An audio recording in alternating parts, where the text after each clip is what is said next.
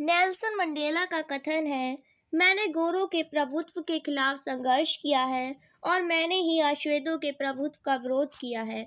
मैंने एक ऐसे लोकतांत्रिक और स्वतंत्र समाज की कामना की है जिसमें सभी लोग पूरे मेल जोल के साथ रहें और सबको समान अवसर उपलब्ध हों। मैं इसी आदर्श के लिए जीवित रहना और इसे पाना चाहता हूँ और अगर ज़रूरत पड़ी तो इस आदर्श के लिए मैं जान देने के लिए भी तैयार हूँ। दक्षिण अफ्रीका की गोरों की सरकार ने देशद्रोह का मुकदमा चलाया था।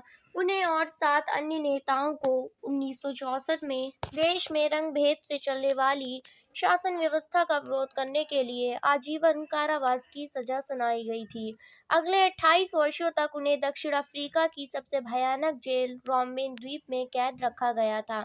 रंग-भेद, नस्ली भेदभाव पर आधारित उस व्यवस्था का नाम है जो दक्षिण अफ्रीका में विशिष्ट तौर पर चलाई गई। दक्षिण अफ्रीका पर यह व्यवस्था यूरोप के गोरे लोगों ने लादी थी। 17वीं और 18वीं सदी में व्यापार करने आई यूरोप की कंपनियों ने दक्षिण अफ्रीका को उसी तरह हथियारों और जोर जबरदस्ती से गुलाम बनाया जैसे भारत को। रंग भेद की राजनीति ने लोगों को उनकी चमड़ी के रंग के आधार पर बांट दिया। दक्षिण अफ्रीका के स्थानीय लोगों की चमड़ी का रंग काला होता है। आबादी में उनका हिस्सा 3/4 है और उन्हें आश्वेत कहा जाता था। श्वेत और आश्वेतों के अलावा वहाँ मिश्रित नस्लों, जिन्हें रंगीन चमड़ी वाला कहा जाता है। रंगभेद की शासकीय नीति आश्वेतों के लिए खास तौर से दमनकारी थी। उन्हें गोरों की बस्तियों में रहने की भी इजाज़त नहीं थी। परमिट होने पर ही वह वहाँ जाकर काम कर सकते थे, जैसे कॉलेज में, पुस्तकालय, सिनेमाघर, अस्पताल आदि में। गोरे और कालों के लिए एकदम अलग-अलग इंतज़ाम थे। इसे पृथक्करण या अलग-अलग करने का इंतज़ाम कहा जाता था। काले लोगों गोरों के लिए आरक्षित जगह तो क्या, उनके गिरजाघर तक में भी नहीं जा सकते थे। आश्वेतों को संगठन बनाने और इस भेदभावपूर्ण व्यवहार का विरोध करने का भी अधिकार नहीं था। 1950 से ही आश्वेत, रंगीन चमड़ी वाले और भारतीय मूल के लोगों ने रंग-भेद प्रणाली के खिलाफ संघर्ष किया।